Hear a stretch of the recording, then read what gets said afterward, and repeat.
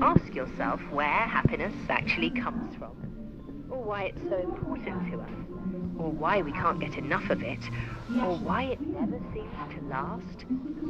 Well, if you have, then this exhibition is perfect for you. Because the subject of our tour today is you. With the help of real anatomical specimens called plastinates, we'll show you the hidden secrets that lie beneath your skin. You'll learn fascinating facts about the functions of your organs.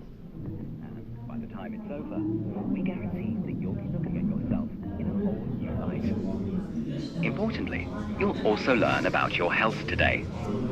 Because everything you do or don't do with your body will eventually have an effect on it. Even happiness has an effect on your body. And you may be surprised to know you already carry the ingredients for happiness inside you. But more of that later. It's time now to welcome you to Worlds Amsterdam, the Happiness Project. Our tour begins on the 6th floor. We'll see you up there. And remember, stay happy.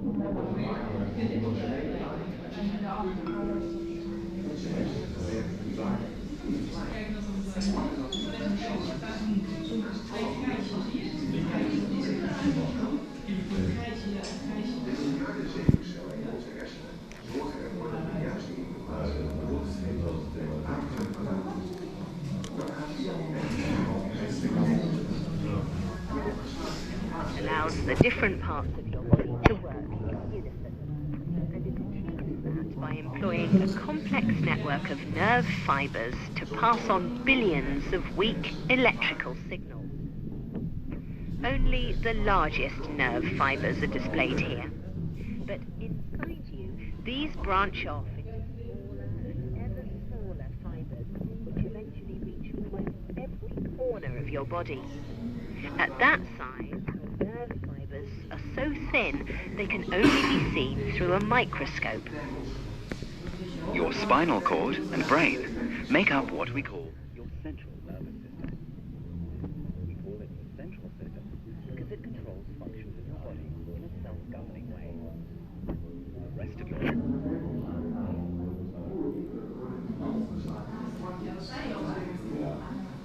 requires an extremely high level of oxygen to function properly, and it receives it through the blood supplied by a thick network of arteries.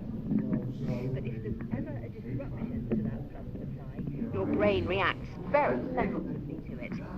In fact, an interruption of just 10 seconds is enough to make you fall unconscious. An even longer disruption to your brain's blood supply can cause the kind of serious damage displayed here in this brain slice. At the location of the dark stain, the brain tissue has died, causing internal bleeding.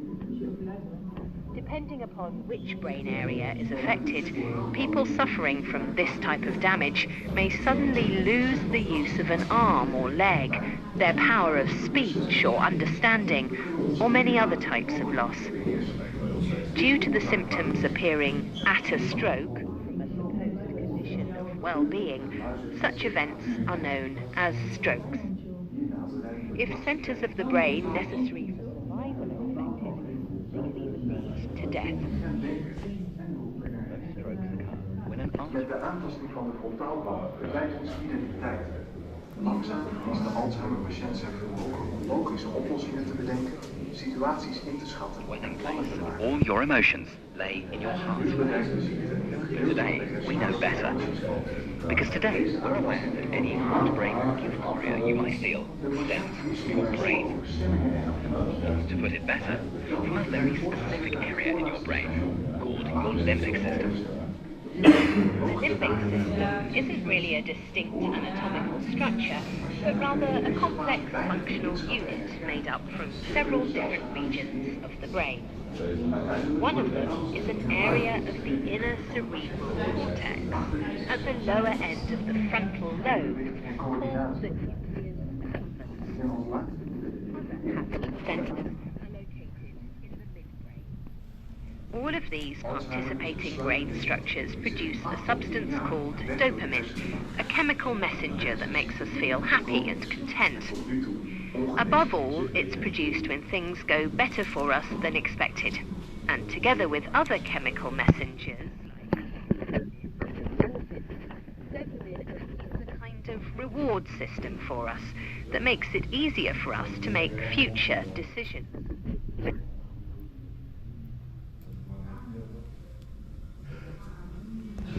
One component of your peripheral nervous system is your autonomic or vegetative nervous system, which is so named because it's been removed from your direct control. The shrub-like web of nerves that you can see in front of the spine in this full-body plastinate, for example, is part of that system, and its name is the solar plexus. Perhaps you've heard of it before. Above all, your vegetative nervous system steers the functions of your inner organs, controlling things like breathing, heartbeat, and digestion, without you being consciously aware of it. It consists of two further systems, called the sympathetic nervous system and the parasympathetic nervous system. The sympathetic system can be seen as your performance and emotion. Zo vormen we uiteindelijk aan kennis, vaardigheden en zelfvermaak. Dit proces bepaalt voor een groot deel van nieuwe ervaringen. Maar wat gebeurt er? Dit is ziekte van bij patiënten is ziekte van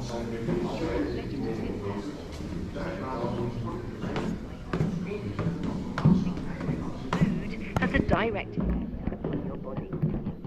You've no doubt felt this yourself during stressful situations due to your increased heartbeat, sweating, flushed skin, trembling hands.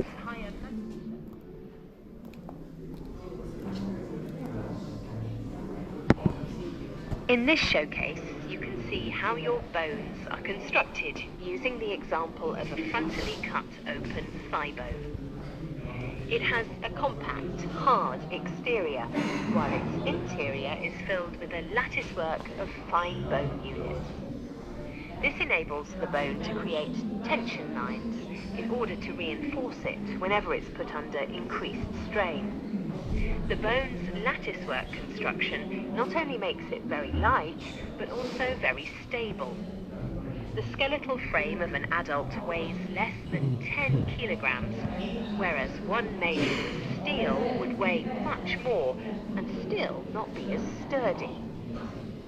The firmness of your bones declines with age in a process called osteoporosis.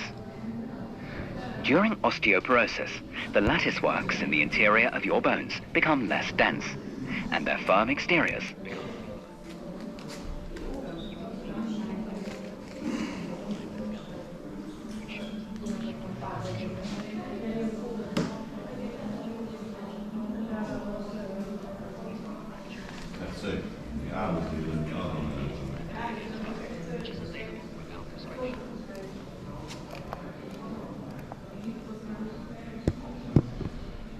The skeleton is widely seen as a symbol of death in our culture, which is a shame because your bones are actually full of life.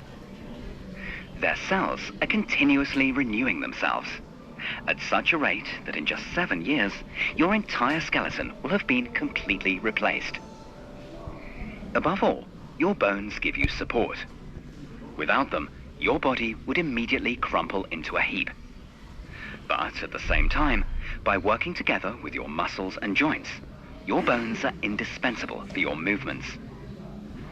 With the help of your tendons, muscles are attached to specific points on your bones in order to create a mechanical pulley system that converts muscular action into movement.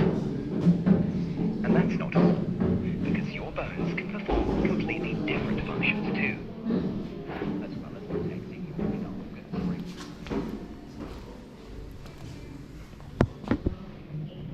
This plastinate shows the skeletal muscles that lie directly beneath our skin. And although the skin's no longer present on it, it nevertheless appears as a complete body form. This proves just how much our muscles determine our physical appearance. Or at least, how they could make us look. All in all, your body consists of 640 muscles, which all work on the same basic principle. When they're active, they contract, shortening their length by up to 30 or 40%. Many of your muscles also have a counterpart to bring them back to their original position. For example, the biceps muscle on the front side of your upper arm is used to bend your arm, while its counterpart on the rear of your upper arm, the triceps, contracts its muscle fibers to straighten your arm again. These various sets of muscles in your body are always perfectly synchronized. When one muscle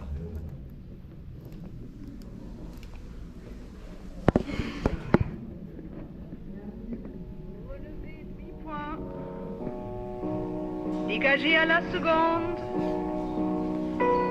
The human body can perform some incredible feats of movement.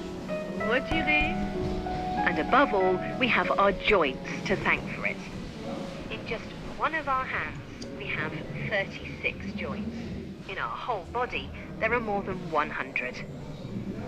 On the plastinate here, we've highlighted the joints to make them easier for you to distinguish.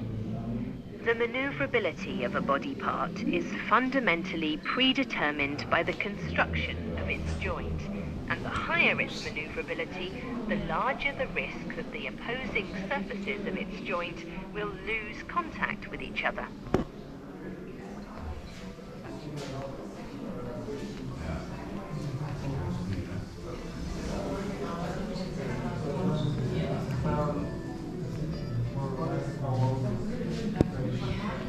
Advanced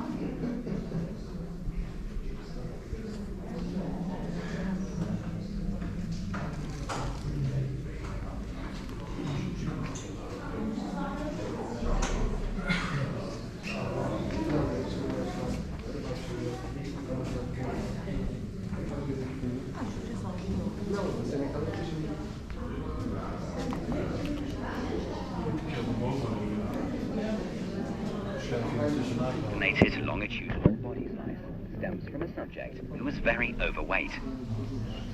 Fatty tissues have not only been collected under the skin here, but also inside the body. The organs are literally packed in fat, and inside them there is also more fat than usual. Obesity has become a major problem throughout the Western world. Those who carry excessive weight around with them are generally not as healthy as those with normal weight, and they're more prone to suffer from pains in their joints, high blood pressure, breathing problems, diabetes, heart disease, and even certain kinds of cancer. But why are so many people in the Western world overweight?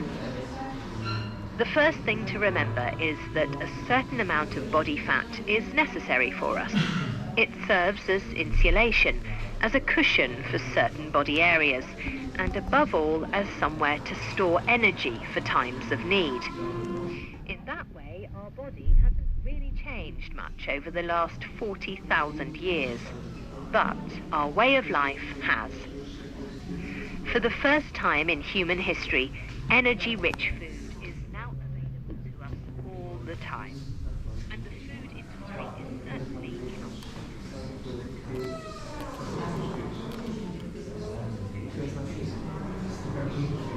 Illustrate how the male and female urinary tracts are constructed. Both tracts consist of two kidneys, ureters, a bladder, and a urethra. Our kidneys work like sieves that filter our blood to produce urine.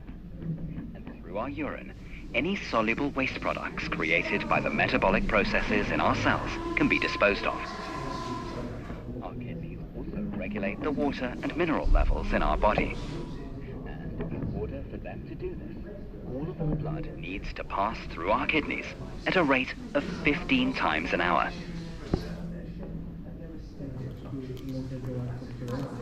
This section does not contain.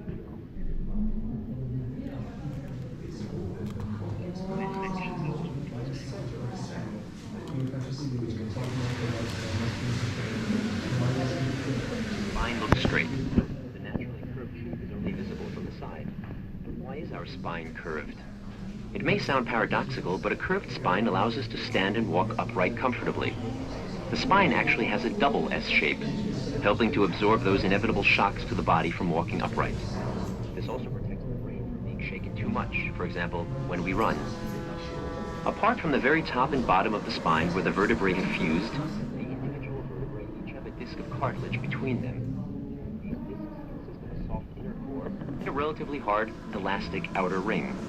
The discs have two main functions. Firstly, they are rather like shock absorbers, helping absorb the unevenness of movement. And secondly, they allow the individual vertebrae to turn without friction. Unlike other tissue in the body, the invertebral discs do not take up friction. More thin, the penis is the epicenter of male lust. However, a man's testicles, epididymides, his vas deferens, and various glands are just as important. The parts of a man's reproductive organs that are visible from outside are his penis and scrotum, which contains both of his egg-shaped testicles and his epididymides, which are the narrow, tightly coiled tubes right beside them. Every single day, a testicle produces around 500 million sperm cells, and these ripen and mature inside the epididymides until the man's next ejaculation. There's actually a good reason why testicles lie outside the body, because inside it, they'd be too warm to produce sperm. Testicles need to be a little cooler, which is why heated seats are a very bad idea for any men hoping to reproduce. But of course, what you're really waiting to find out here is what happens when the, oh yes, now, moment arrives.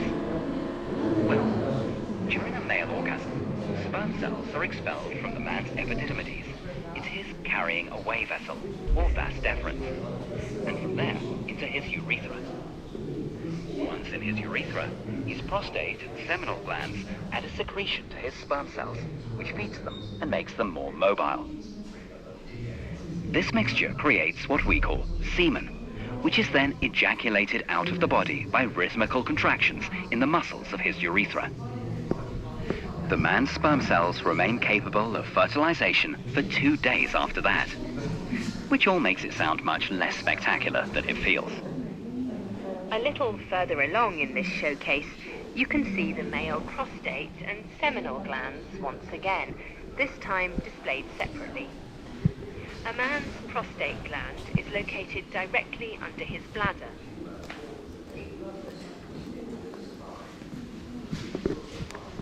In contrast to the sperm cells of a man, the egg cells of a woman are stored in her ovaries from birth.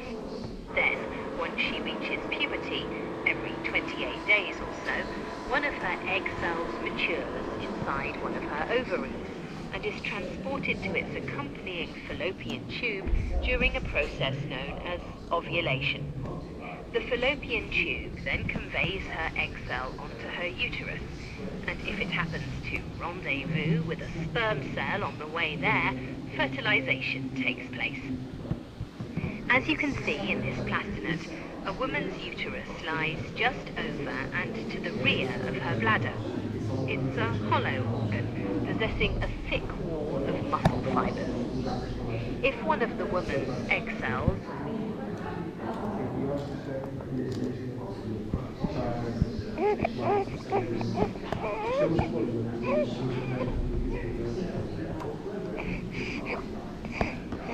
For most mothers, the act of breastfeeding is a very intimate moment. As well as reinforcing the bond between a mother and her child, a mother's breast milk is perfectly constituted to give her infant everything it needs.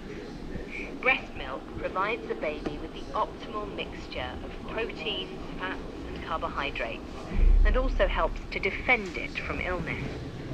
In order for the female breast to produce milk, its fatty tissue is permeated with so-called mammary glands and lactiferous ducts.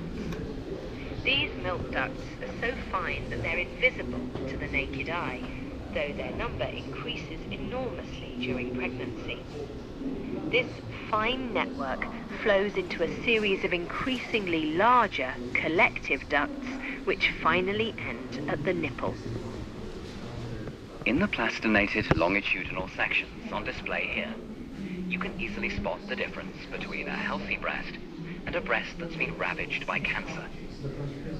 Breast cancer is the most common organic cancer in women. And as you can see, while the healthy breast consists of loose, soft tissue full of fat cells, the sick breast is almost completely riddled with the rough, coarse tissue of the cancer. The most dangerous aspect of breast cancer is the fact that its cancer cells leave the breast early in order to metastasize in other parts of the body. That's why early detection is so important. You can discover more about the development of cancer by watching the film in this room.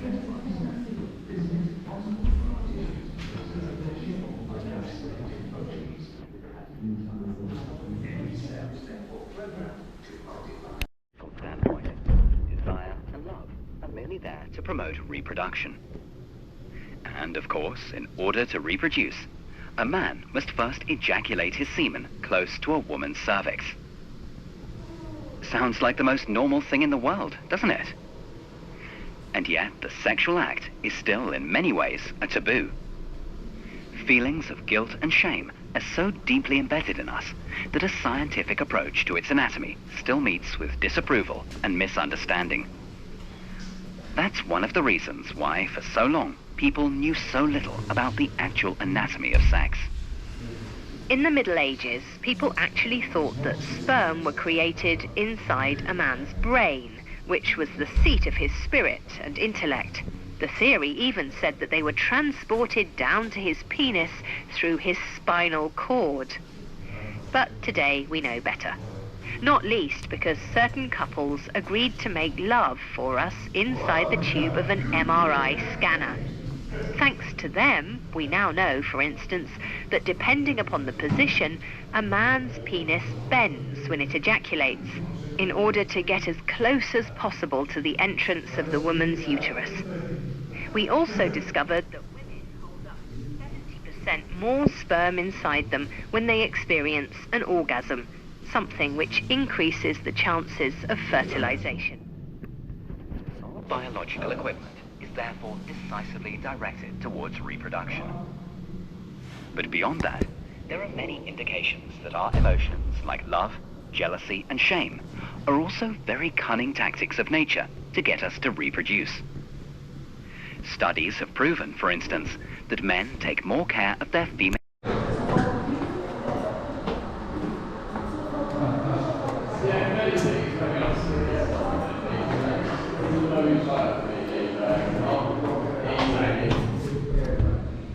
Your body consists of billions of different cells, but it was created from just one, when a sperm cell from your father and an egg cell from your mother fused. That means you're very lucky, because when a man reaches his climax during sexual intercourse, he ejaculates between 200 and 500 million sperm cells, which is about the same amount as the rice grains seen on the opposite wall.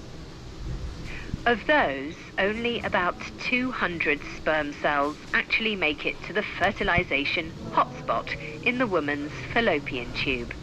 And of that 200, only one single spermatozoon manages to actually fertilize the egg. A fertilized egg cell contains the blueprint for a complete individual. Its unique chromosome mix has never existed before and will never exist again, and it totally dictates the characteristics and features of that new human life. So, in other words, you're one of a kind. A different sperm cell from your father would have created a completely different person.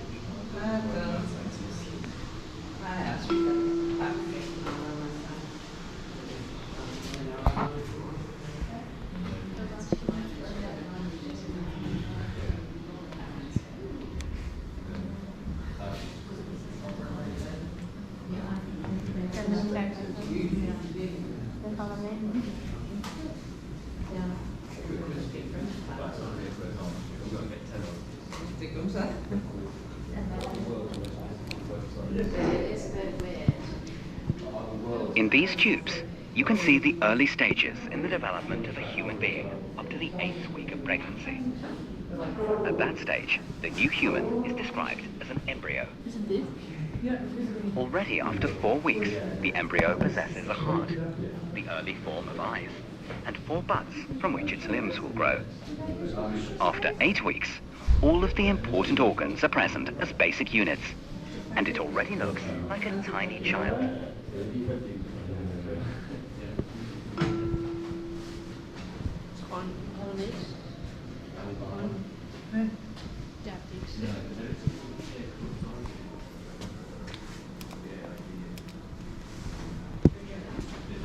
With the arrival of the 3rd month of pregnancy, a new phase begins. We no longer speak of an embryo, but of a fetus. At this point, the fetus weighs about 2 grams and is around 2.5 centimeters long. Its brain, heart, and other important organs are now in place, along with its arms, legs, and joints. It's now time for the growing and maturing phase to begin. Up until the 4th month, the fetus's liver, pancreas, intestines, and kidneys mature. Hair and nails begin to grow, and the outer sex organs are visible. In the 5th month, its nervous system begins to develop. Its brain ripens, and the fetus can hear sounds and suck its thumb. The mother can now feel movements for the first time. Swimming in its bubble of amniotic fluid, the fetus can move freely, but it's nevertheless protected from vibrations from outside. After 7 months, the fetus has developed so far that it could now survive if it was born. Cases of osteoarthritis can produce unbearable pain, which significantly limits any movement. But luckily, today, those affected by it can be helped with an artificial joint called a prosthesis. On this female acrobat, we've replaced several natural joints with artificial ones. A prosthesis copies the shape of a natural joint and generally brings back normal movement. They're made from either metal, plastic, or ceramic. You can also see metal plates on the left arm and leg of our acrobat, like the ones used following a fracture. In order to make sure that a fractured bone can heal, the ends of the break need to be held so firmly in place that they can't move against each other. Sometimes it's enough to immobilize the affected body part with a plaster bandage or a binding soaked in plastic. But sometimes it's also necessary to stabilize the fracture with either metal plates or screws and wires. Once the fracture has healed, these metal components are usually removed.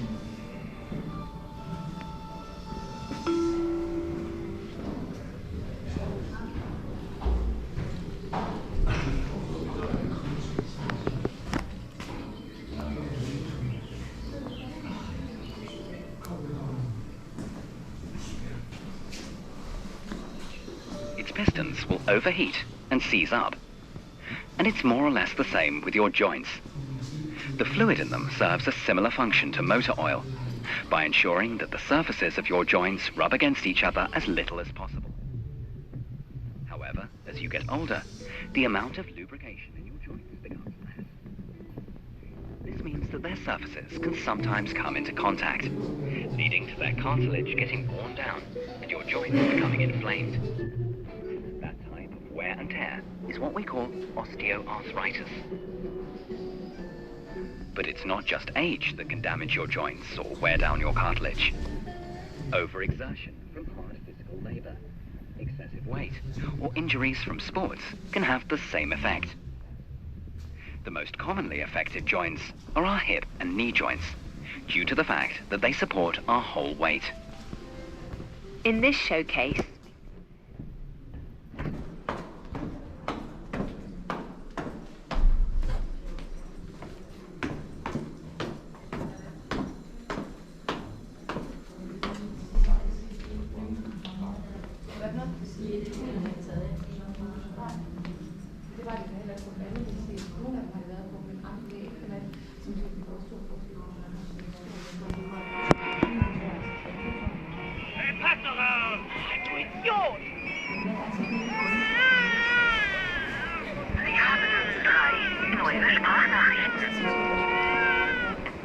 sure you've experienced stressful situations like these. Your heart starts to race, your breathing increases, you start to sweat. But did you know that these reactions are actually caused by two hormones, known as adrenaline and noradrenaline? They're released into your blood during times of danger or stress by the so-called adrenal glands above your kidneys. And in a matter of seconds, they're able to put your entire body into a state of emergency so that it can mobilize your energy reserves. Your blood pressure increases, your heart beats quicker, glucose is released, and your muscles are supplied.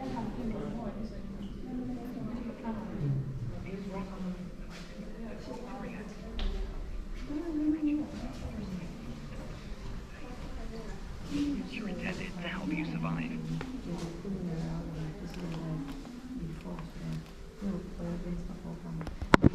Everyone needs a break sometime, unless it's your heart. Working non-stop around the clock, an adult's heart beats 100,000 times a day at least, even when it's at rest. And during that time, it pumps around 7,500 litres of blood through your body, which is enough to fill more than 50 bathtubs. During times of physical exertion, it pumps even more. With every single beat that your heart makes, it simultaneously maintains two circulatory systems, the so-called pulmonary system for your lungs and a larger system for the rest of your body.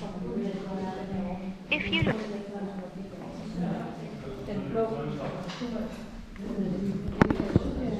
5 to 6 litres of blood circulate on average through the arteries of an adult. Above all, that blood supplies oxygen and nutrients, but it also collects any substances that need to be excreted or discharged. It's the job of your arteries to pump blood into all areas of your body. And in order to do that, they divide themselves up like branches, constantly renewing themselves on their way to your organs and tissues. Eventually, they become the extremely thin, hair-like vessels that we call capillaries. At that size, the vessels are so narrow that only a single blood cell can pass through. This is where the metabolic exchange of oxygen takes place between your blood and your tissue. After that process is complete, your blood collects itself again, this time in the vessels we call veins, in order to be transported back to your heart. Your circulatory system is extremely dense. In fact, if you were to tie together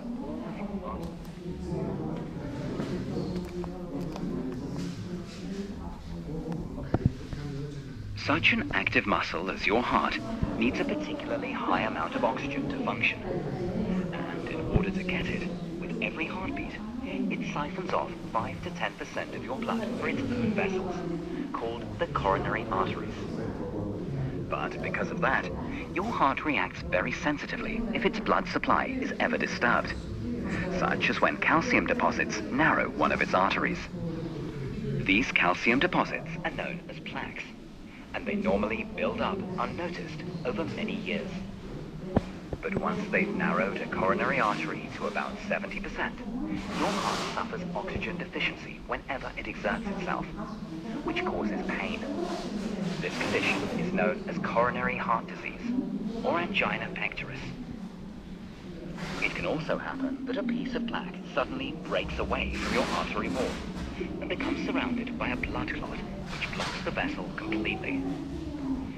You can see very clearly how that process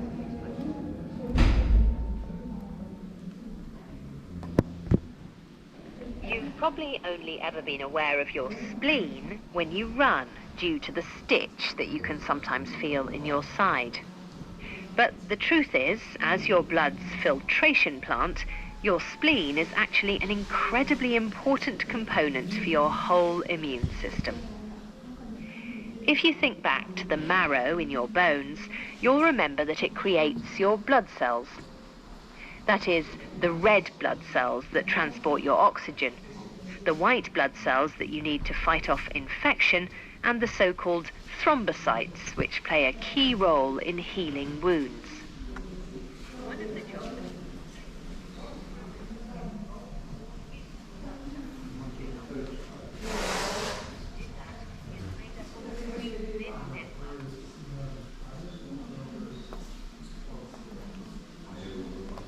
contrast to the muscles around our inner organs, we can consciously control our skeletal muscles. Moving these muscles, for example, when raising an arm, depends on the fibers of the muscles involved contracting. You can clearly see the muscle's fibers on this plastinate. The brain sends out a command via the nerves to the muscle fibers, telling them to contract. But this is not a blanket command. Muscle fibers work rather like a system of electric circuits, either switched on or off. They can't only be activated a bit, or in terms of muscle. In other words, the brain.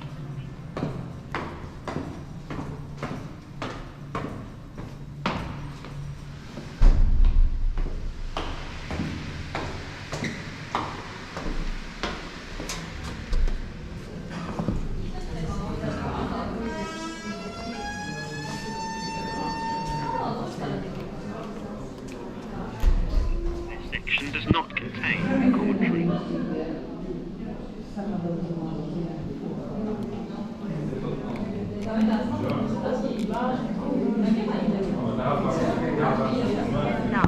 so much that it's given you stomachache.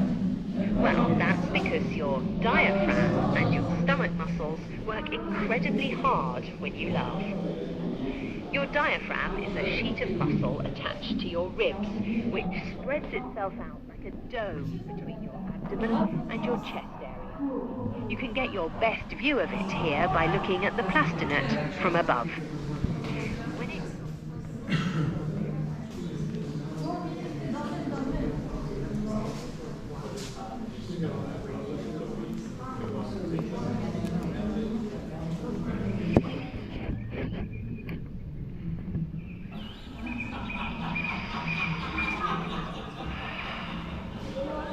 Take a deep breath. In this showcase, you'll be able to follow the route that the air takes down into your lungs. Your body, either through your nose or mouth, and then travels down past your larynx to reach your windpipe. Your windpipe then divides itself at its lower end into your main bronchial tubes, which stretch down left and right into the lobes of your lung. Once there, your bronchial tubes divide themselves up again and again like the branches of a tree, until they finally flow into the tiny bubble-like structures that we call pulmonary alveoli. It's in these alveoli that the actual exchange of gases takes place. Oxygen from the air you breathed in is absorbed into your blood. In exchange, the waste product, carbon dioxide, is removed from your blood and expelled from your body by breathing it out. The healthy lung of an adult contains around 400 million pulmonary alveoli, which lie next to each other like grapes on a vine. They give the tissue of your lungs a spongy appearance, which is something you'll be able to see much more clearly in the plastinated cross-section of a body a little further along. Thanks to your respiratory tract, you're in a constant state of interaction with the environment around you. But the air that you breathe in can also allow germs and pollutants to enter your body. And don't forget,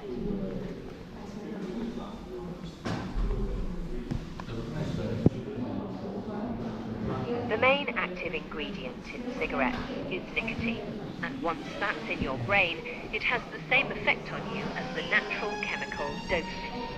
That means nicotine can relax you, make you feel happy, or produce in you a pleasant feeling of excitement, which is of course why it becomes addictive so quickly. But the problem is, nicotine is such a strong poison that it's even used in pest control. And that's not all. Tobacco smoke is basically a cocktail of around 4,800 other chemical substances, 250 of which are poisonous, and 90 of which can cause cancer. Above all, these substances damage your lungs, but through your blood they can also reach the other parts of your body. That's why smoking heightens your susceptibility to so many illnesses, not only lung cancer, but also cancer of the bladder, heart attack, strokes, eye diseases.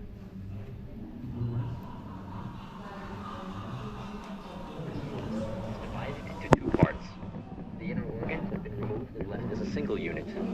The block of the inner organs shows them as they occur naturally in the body. The lungs are slightly discolored. This is not necessarily the result of smoking, but might be due to normal air pollution in a large city. The arteries have been colored red to make them easy to see. For example, as they run through the stomach area or around the large intestine. The tissue in front of the heart is part of the pericardium, which holds the heart in position. It has largely been removed to allow you to see the heart properly.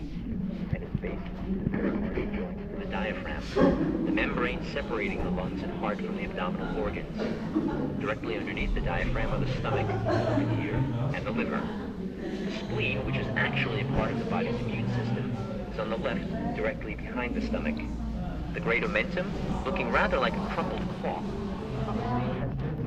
Actually, it is a fold of the abdominal membrane or peritoneum. This is like a smooth skin, enclosing all the abdominal organs, facilitating their frictionless movement as they push and squeeze the food through the digestive tract. Finally, underneath, you can recognize the opened bladder with the prostate gland directly below it. The stomach, intestines, and bladder have a special type of muscle running through them. If you'd like to learn more about it, just press 37.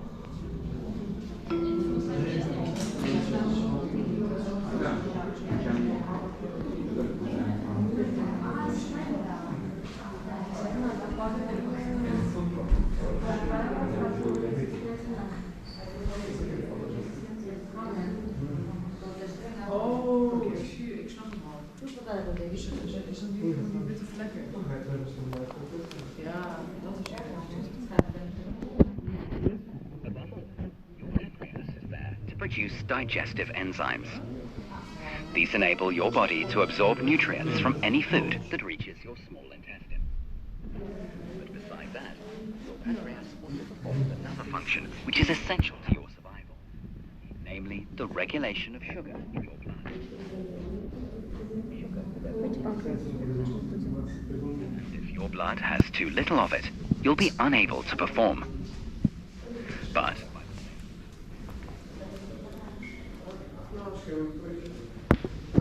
put simply, your digestive tract is a system of tubes that measures about 7 meters in length. We've laid them out lengthwise here in order for you to see them properly. Though, in reality, all the tubes on display would normally be packed inside your abdomen. You can see their natural positioning later in the full body plastinated displayed opposite. The digestive process begins in your mouth, through chewing and the development of saliva. Your esophagus, or gullet, then uses a wave-like reflex to transport any chewed-up pieces of food that you swallow down into your stomach. And in case you didn't know it, that's a process that even works when you're standing on your head. Once your meal reaches your stomach, it gets mixed up with a fluid called your gastric juice, which contains salty acids and enzymes that break the nourishment down into its smaller constituents. Depending upon the volume and composition of your meal, it can take anywhere from 2 to 8 hours to digest it.